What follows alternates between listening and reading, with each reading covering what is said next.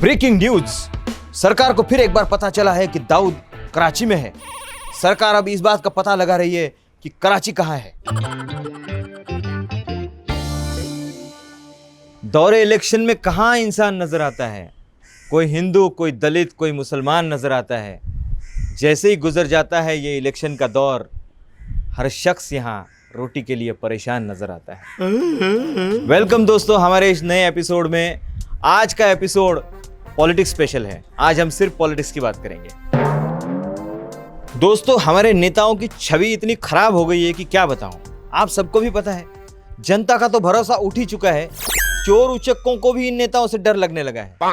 अब एक बार हुआ यूं कि एक लड़के ने अपनी साइकिल पार्लियामेंट के पास खड़ी कर दी। वहां पुलिस वाले ने देखा और बोला, बैग यहाँ कहाँ लगाता है साइकिल, ये तो वीआईपी क्षेत्र है, तुझे मालूम नहीं यहाँ से कितने मंत्री, नेता, पॉलिटिशियन गुजरते हैं।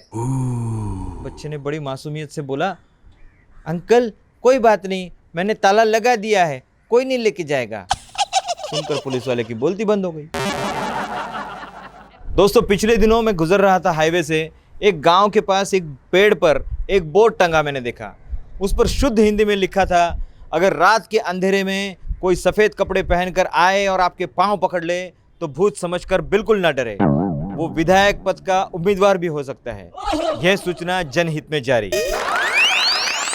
हमारी सरकार को लोगों की बहुत फिक्र है, खासकर उनकी सेहत की।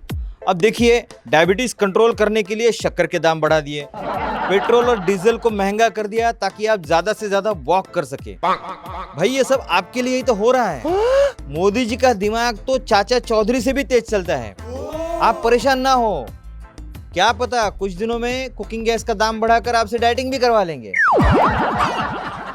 कुछ लोग तो बहुत चालाक होते हैं दोस्तों, वो बखूबी जानते हैं कि अपना काम कैसे निकलवाना है। मैं किस्सा सुनाता हूँ आपको एक नाई का। एक दिन वो मोदी जी के बाल काट रहा था। बाल काटते काटते उसने पूछा, मोदी जी एक काले धन का क्या चक्कर है। मोदी जी गुस्सा हो गए, बोले तुम अपने काम से काम रखो। नाई बोला, सारी जी सारी, आइंदा से नहीं पूछेंगे। 2 दिन बाद वो नाई अमित शाह जी के बाल काट रहा था। बाल काटते काटते उसने कहा, ए बड़के भैया ये अच्छे दिन कब आएंगे। अमित शाह भी गुस्सा हो गए, बोले यार तुम हमसे क्या सवाल पूछते हो, अपना काम करो। नाई बोला, हाँ जी सारी जी सारी। उसके 2 दिन बाद उस नाई की सीबीआई जांच शुरू हो गई। भाई साहब सीबीआई वाले उसके पास आए और पूछा, क्यों भाई तुम कांग्रेस के हो, केजरीवाल के आदमी हो, कौन हो। नाई ने कहा, नहीं जी नहीं, मैं किसी का समर्थक नहीं हूँ, मैं तो बस नाई हूँ। तो क्या है कि जैसे मैं इन दोनों से ये सवाल पूछे, उन दोनों के बाल खड़े हो गए, तो मुझे काटने में आसानी हुई। क्या है ना, दोनों के सर पे बाल कम है इसलिए। वैसे हमारे कुछ नेता बड़े मासूम होते हैं, वो क्या बोलते हैं उनकी भी समझ में नहीं आता। वो तो बस बयान देते रहते हैं। नहीं, मैं संबित पात्रा जी की बात नहीं कर रहा हूँ। अरे वो तो बहुत महान है भैया। मैं आपको एक नेताजी का किस्सा सुनाता हूँ। एक रिपोर्टर ने सुशांत सिंह सुसाइड केस पर नेताजी से उनकी टिप्पणी पूछी। अब मीडिया देख के नेताजी आ गए जोश में और दे दिया बयान। देखिए, आत्महत्या करना एकदम गलत बात है, ये तो पाप है, ये बुजदिली है, एकदम गलत चीज है। हम तो कहते हैं आत्महत्या करने से तो आदमी अपने आप को गोली मार ले, वो अच्छा। बताइए तो क्या करे, नेताजी मासूम थे, बोल गए। भारत में आईडी कार्ड इतने सारे होते हैं कि क्या बताऊं। मतलब जेब में पैसे से ज्यादा तो आईडी कार्ड होते हैं। अब ये आधार कार्ड ने भी लोगों को बहुत परेशान कर दिया है। हर बात के बीच में आधार कार्ड आ जाता है। मुझे तो ऐसे लगता है कुछ दिनों बाद शादी के मामले में लड़का लड़की की कुंडली नहीं, आधार कार्ड ही मिलाकर देखेंगे। बहुत दिनों से मेरे मन में एक सवाल चल रहा था। एक दिन एक नेताजी मिले तो मैंने हिम्मत करके उनसे पूछ लिया कि नेताजी ये आदमी और जनता से पहले आम शब्द क्यों लगाया जाता है, जैसे आम आदमी, आम जनता। तो नेताजी मुस्कुराए और उन्होंने बड़ा खूबसूरत जवाब दिया। बोले, क्या है बेटवा कि आम शब्द इसलिए लगाते हैं ताकि उसको आसानी से चूसा जा सके और बाद में चूसने पर गुठली की तरह फेंका जा सके। समझे आम लोग, समझे आप लोग। एक दिन एक भिखारी भीख मांगने के लिए एक मस्जिद के बाहर बैठ गया। सारे नमाजी जो वहां से गुजरे सब उससे नजरें बचाकर वहां से चले गए, किसी ने उसको कुछ नहीं दिया। फिर ऐसे वो मंदिर के बाहर जाकर बैठा, वहां भी कुछ नहीं मिला। फिर चर्च, फिर गुरुद्वारा, कहीं भी उसे बिल्कुल भीख नहीं मिली। फिर रात हुई तो वो भिखारी एक बियर बार के बाहर जाके बैठा। जो भी शराबी वहां से बाहर निकलता उसे कुछ ना कुछ देकर जाता। अब ये ऐसे करते करते भिखारी के पास बहुत पैसे जमा हो गए। भिखारी ने कहा, ओ ऊपर वाले, रहते कहाँ हो, एड्रेस कहाँ का देते हो, कमाल है यार। दोस्तों, आदमी सोचता कुछ है और होता कुछ है। एक दिन मेरी बीवी ने मुझे बड़े प्यार से आवाज लगाई, हेलो डार्लिंग, सुनते हो, मैंने साबुन लगा लिया है, अब जरा यहाँ आओ और अपने मजबूत हाथों से रगड़ दो ना प्लीज। मैं तो अखबार पढ़ते हुए चाय की चुस्की ले रहा था। बीवी की आवाज सुनी तो मतलब दिल के अरमान जाग गए मेरे।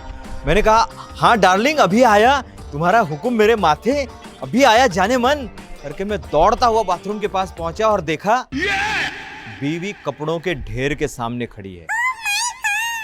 और जैसे मैं पहुंचा, बीवी ने कहा, देखो मैंने साबुन लगा दिया है, अब इनको ब्रश से अच्छे से रगड़ के धोना, बाद में धोकर बाहर तार पे भी सुखा देना, समझे? मुझे घर के और रसोई के बहुत सारे काम बाकी है। दोस्तों, दिल के अरमा साबुन के पानी में बह गए।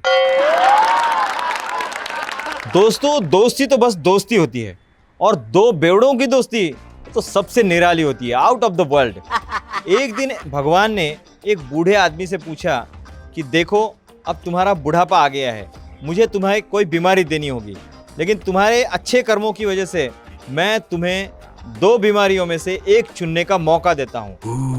कौन सी चुनोगे बताओ? या तो तुम्हारी याददाश्त खो जाएगी या तुम्हारे हाथ पैर कांपेंगे।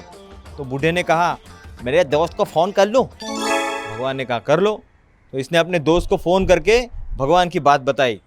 दोस्त ने कहा, अरे भैया देखना, हाथ पैर कांपने वाली बीमारी मांगना, क्या है कि जाम एक आध छलक भी जाए तो चलेगा, पर बोतल कहाँ रखी है यही अगर नहीं याद आया तो बहुत मुश्किल हो जाएगी। देखा दोस्तों, अच्छे दोस्त कभी गलत सलाह नहीं देते।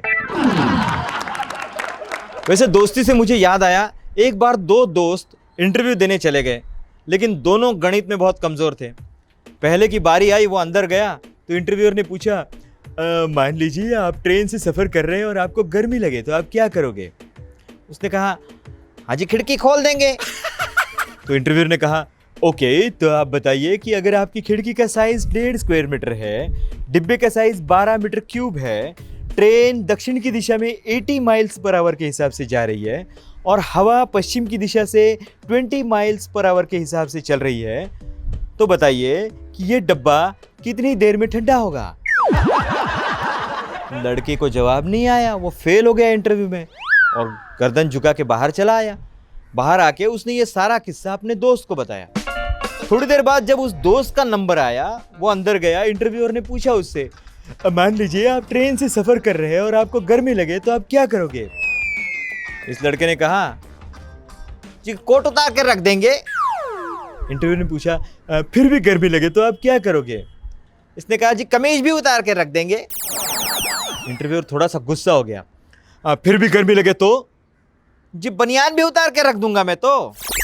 इंटरव्यूअर और गुस्सा हो गया, वो बोला, फिर भी गर्मी लगे तो अब क्या करोगे?